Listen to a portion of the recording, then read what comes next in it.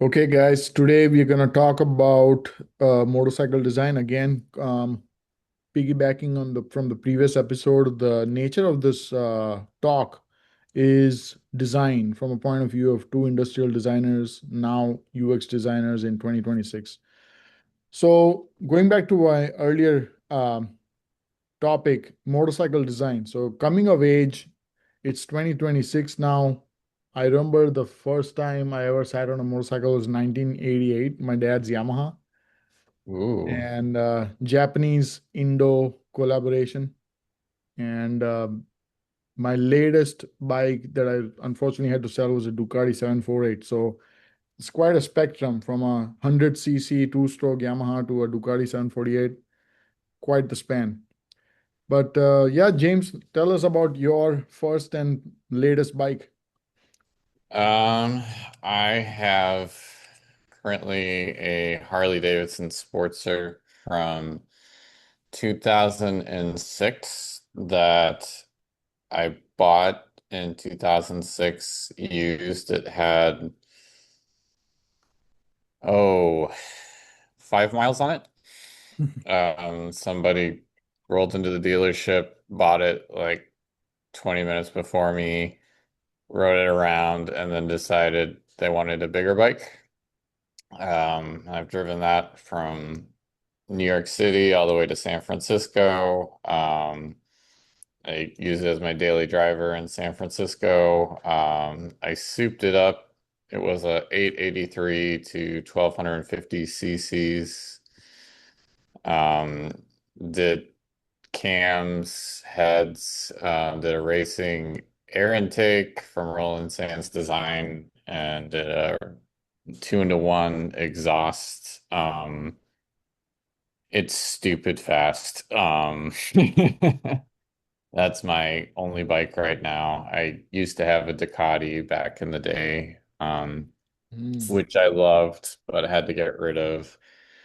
My youngest son has a KTM dirt bike. Yeah, we're a bike family. I've always kind of, I don't know, I never really wanted cars. I was never really a car guy. I was always a bike guy, if that makes sense. And going to industrial design school for transportation turned me into a car guy. So, Mm. but I love them both. Like my main thing was I always wanted to feel the wind in my hair and I wanted a manual transmission, if that makes sense. And I don't know if there's an equivalent to that right now other than motorcycles, but I think it's like 95% of all cars on the road now are automatic or something like that. It's something sad. Perhaps it's more than 95. Yeah, I just know that, you know, what is it, Mini Cooper and some German cars are keeping the manual alive. So thank you for that.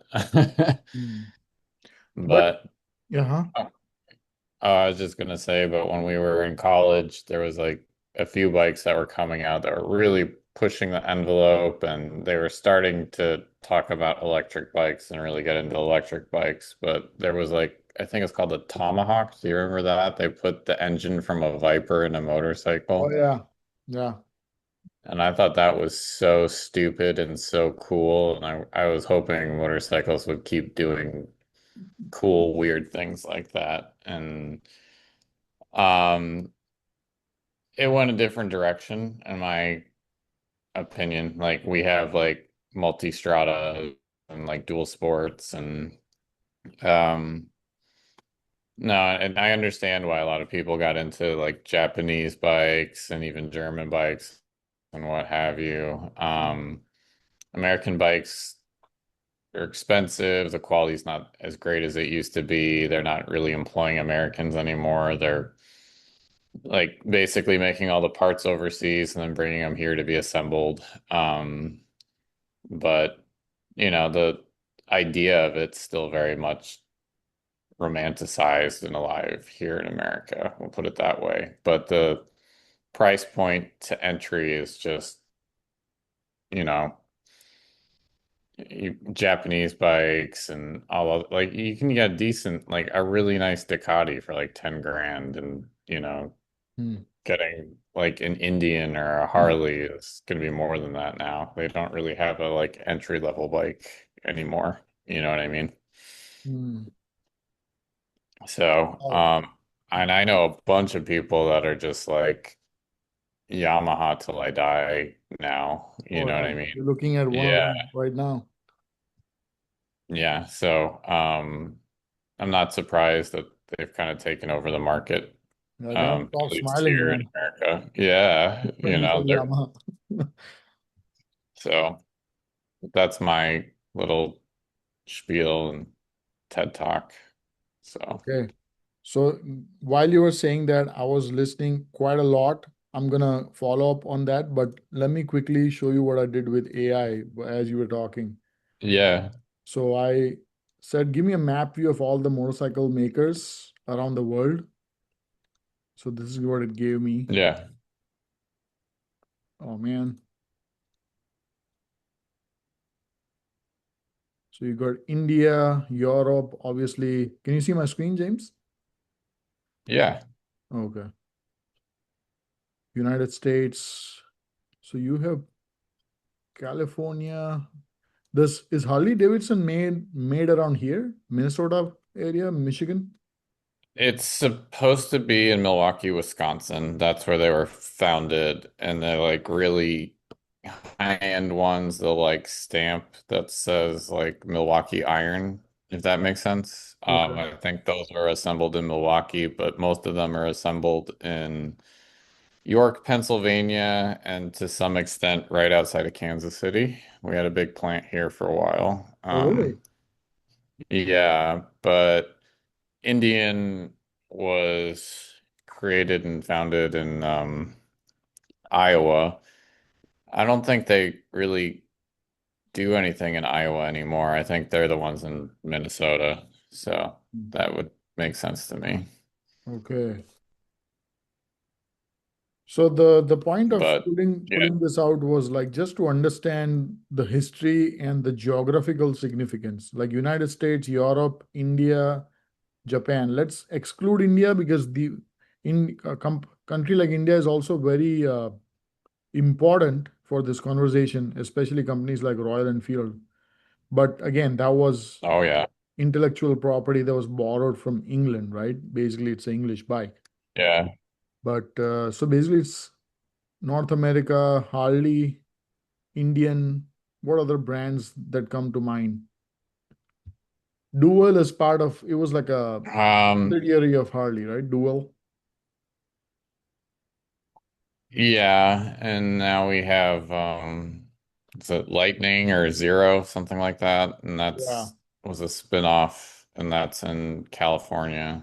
Um, but that's just their electric bike division. They tried under Harley, and Harley like buyers usually were not having it. They weren't buying it, so they're trying to throw it out under a different brand, and I think they're not really making money, but not losing money. I think they're just kind of even, if that makes sense. But I Yeah. know they're not doing well in as in growth that way. Harley is not doing good. And then we had a professor in college. Huh? Oh, sorry, Harley is not doing good in the growth wise. Harley has not been doing well in growth wise for a long time, but their electric brand division that they spun off because it they had an electric bike that was actually pretty cool that nobody bought. And they spun that off as their own brand, and that's kind of just it's not growing, but it's not dying. It's just kind of stagnant, if that makes sense. Lightning motorcycles or what have you. The name was. Yeah, and then we have a professor in college. He did like Trans 2 or something like that, and he was like in Palo Alto or Jim general Shook. area like that. Jim Shook. Yeah, Jim Shook, he had a bike company where he basically made electric sport bikes, like high-end electric sport bikes. Those were kind of cool. Oh yes, now that you mention, yes, he was part. I think part of a project like this. I think it was a hyper bike, super bike with Yeah. like very fast bike. And I think one of one of our colleagues was helping out. But the thing is, like, okay, let's talk. Let's focus on like then the future of all this. Then and then piggybacking on the electric side of things. Yeah. What's your bet on future of electric motorcycles? Not scooters or e-scooters, just motorcycles. I think they have a big future, maybe like 10, 15 years from now, because um my kids and their friends and stuff like that are all into electric bicycles right now. True. And True. so they're kind of into that. Um, and they don't really associate motorcycles the way I did when I was a kid. Like when I was a kid, if you rode a motorcycle, like, you're kind of outside of the law most of the time, or just kind of a badass, right? Like you may not be in like a motorcycle club or something, but you know, you you had that edge to you, right? Hmm. Um, I feel like that edge is a little bit lost. And I feel like, to some degree, that's okay. That's a good thing. To some degree, it's a little sad. But also, I'm a little bit of a control freak. I like to, shift gears and have complete control over everything. And, this is a generation that's growing up with like AI and, they're used to like, hey, do this for me. I'm not trying to say they're lazy. It's just they're used to not having control, right?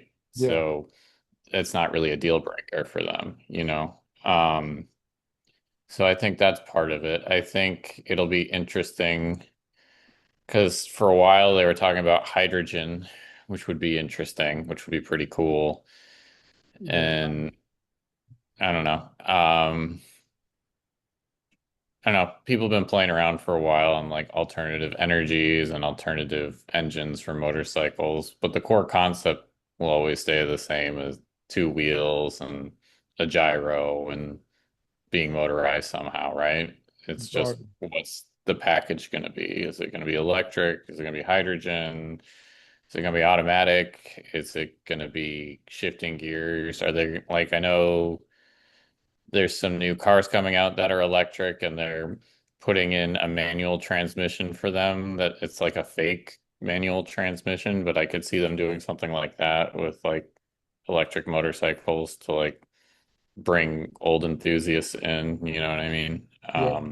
So I guess big picture is like you are pro electrification of motorcycles, but not sure of like betting on fully that energy source. It could be hydrogen, it could still be gas, but you're saying you're definitely betting on that for the future because what you noticed, I'm just like trying to understand you, James.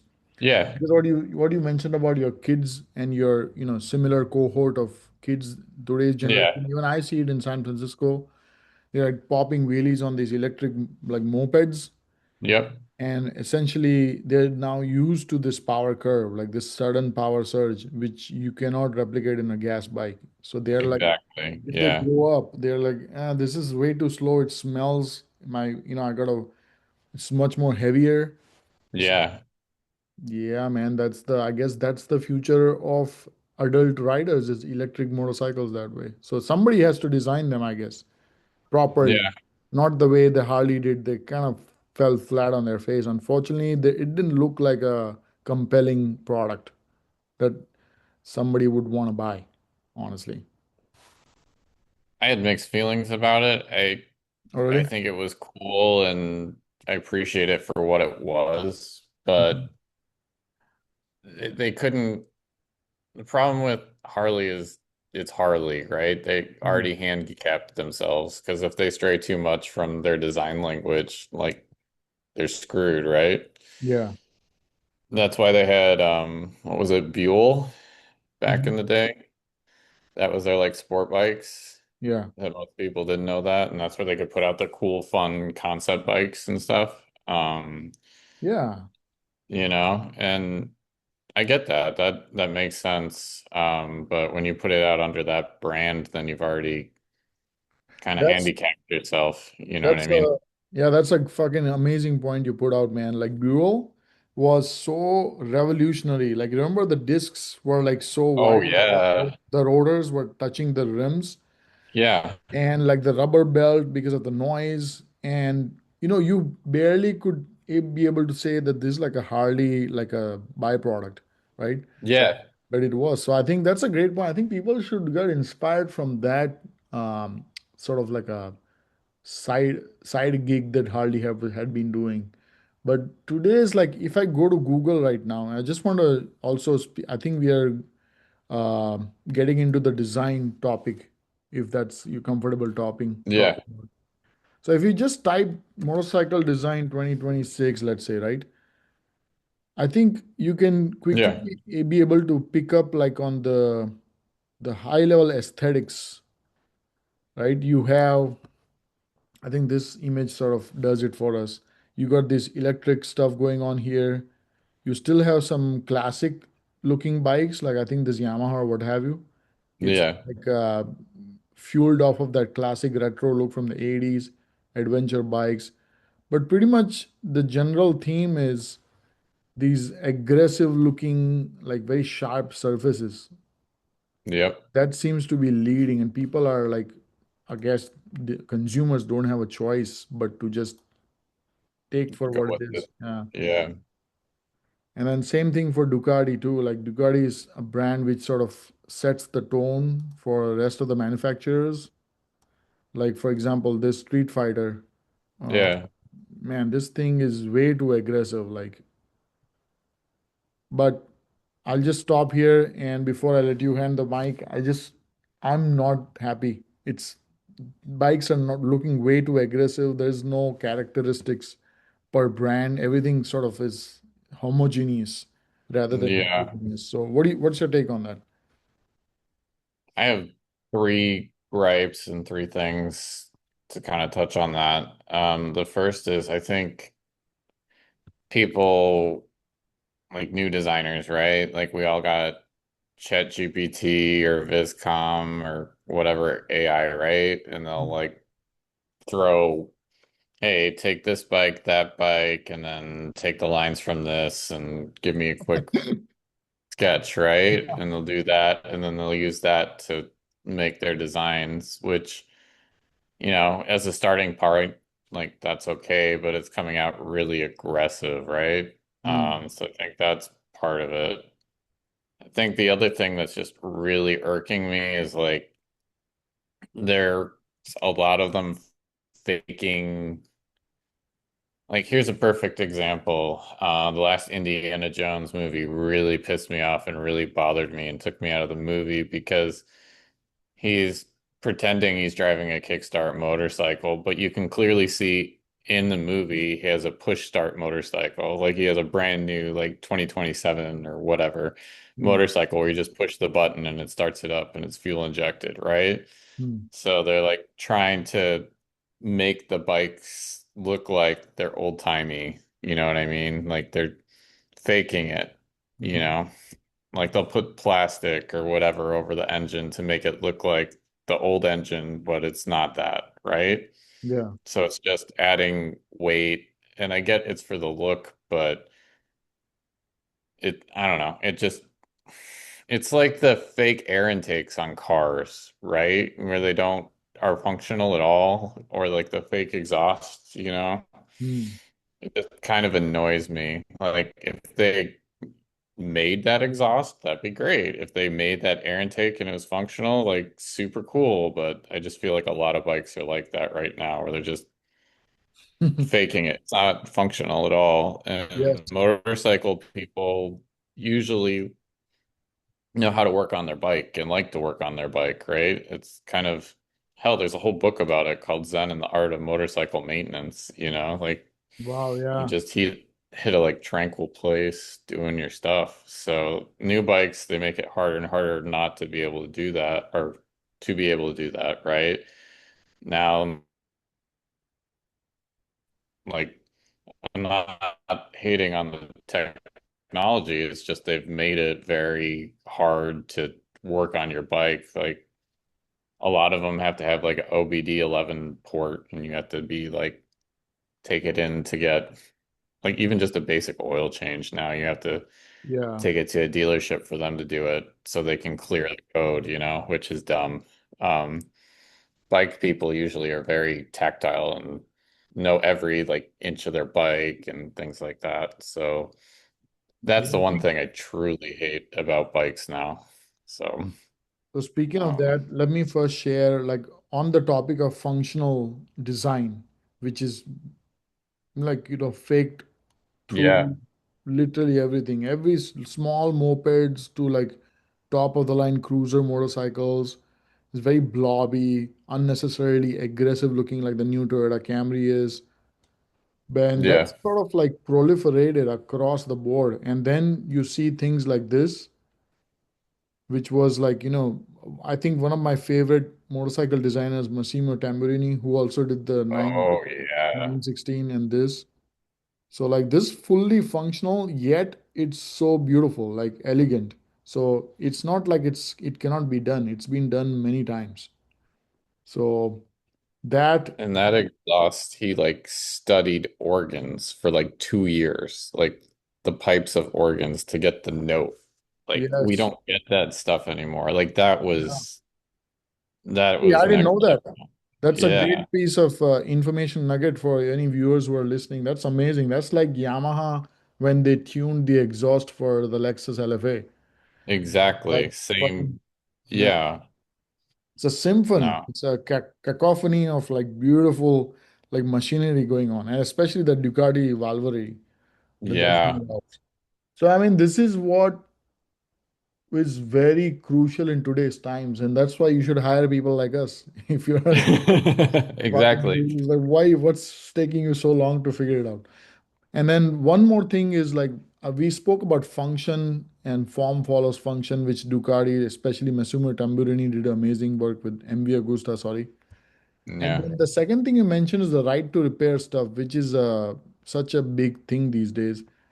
I see my friend who has a V4 Street Fighter Ducati, Yeah. and I rode it come and juxtaposing it next to the 748. It was unfortunately uh, very I wasn't very impressed, lack of better Yeah. word, because of the fly-by-wire throttle and just felt too easy to ride. Yeah. And there was much more electronic gamut in terms of the UI and just the experience of all the levers and the brake. I know both the bikes had disc brake, but for some reason the 916, the older Ducati brake were much more like I was able to understand the braking experience more than the new Street Fighter. With Yeah. the new ones, it was either on or off. It was like very binary. Anyways, Yeah. all this to goes to show, going back to your right to repair stuff, is like I think there's much more involvement of um, electronic and electrical into the mechanical experience of a classic motorcycle. So I think they should like kind of hold back on that because that makes maintenance worse because everything is like you said OBD diagnostic and fly-by-wire, and then you have on the cloud computing like updates on the ECU.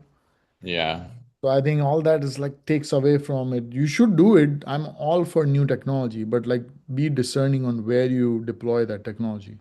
So yeah. Yeah. Completely. Wow, we are I like don't 40 know. And you minutes. gotta like dance that fine line because part of the fun of honing a motorcycle is like, oh, this thing could kill me, right? Yeah, it's like revered as a authoritative figure. Like it demands respect. Yeah. You should owe it to it. So and then there's the yeah, you like you said, the dynamic, the dance between the machine and you and like trying to understand like the boundaries. So yeah. I'm hoping you never go beyond the boundaries because I have. I'm sure you have too. Oh yeah. I guess we can also talk about safety. Let me see how much time do we have on this. I think we have a little more time. Yeah. Yeah.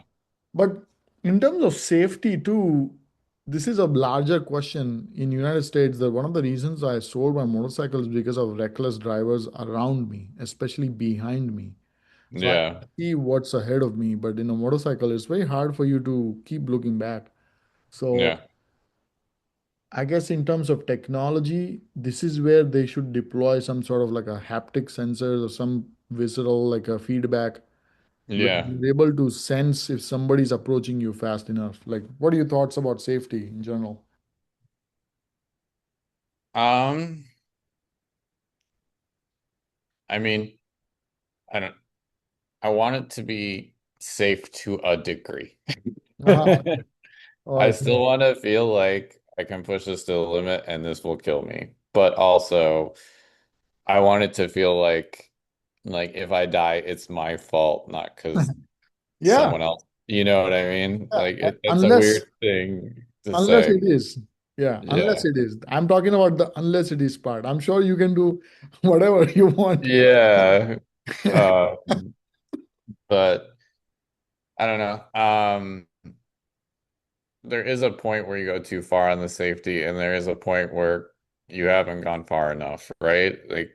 You need to be in that like Hmm. circle gray zone, right? Because there's some motorcycles out, or like you can get like a suit, and then if you get hit by something and you get thrown over like the handlebars or whatever, like basically a giant airbag Yeah, it envelops you. inflates. Yeah. Yeah, which part of me is like, that's great.